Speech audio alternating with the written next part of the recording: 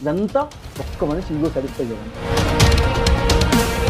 Case దగ్గరికి వచ్చి నీకు కానీ మీ వాళ్ళకి కానీ నా తరపు నుంచి మా వాళ్ళ తరపు నుంచి ఇంకేమన్నా అయిపోయినా కూడా మాకు సంబంధం లేదు. 4 ప్లేసుల్లో 4 డిఫరెంట్ మనుషుల దగ్గర నీ మీద కేసులు పెట్టిస్తాం. నీ జీవితాంతం నేను తిప్పుతూనే ఉంటాం. బెట్టింగ్ యాప్స్ ఈ రోజు నుండి నేను చెయ్యను అనేసి నేను మాట ఇచ్చినాను. అలాగే నాకు ఇప్పుడు ఛానల్ రీచ్ పోయినా యూట్యూబ్లో రాకపోయినా ఆకలితో అన్నా పడుకుంటా కానీ బెట్టింగ్ టచ్ చేయండి సార్.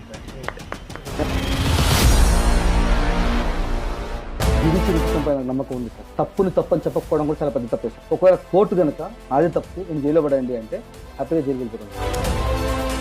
మీడియా ఛానల్స్ అన్నిటి అందరికి కూడా విజ్ఞప్తి, ఈ విషయాన్ని నేను ఎన్ని మీడియా ఛానల్లో చెప్పడానికైనా సిద్ధంగా ఉన్నాను. వేరే మీడియా ఛానల్స్ ఎవరైనా ఉంటే కూడా తన పర్సనల్ ఇన్స్టాగ్రామ్కి ఏదైనా టెక్స్ట్ చేయండి, ఖచ్చితంగా రెస్పాండ్ అవుతాడు.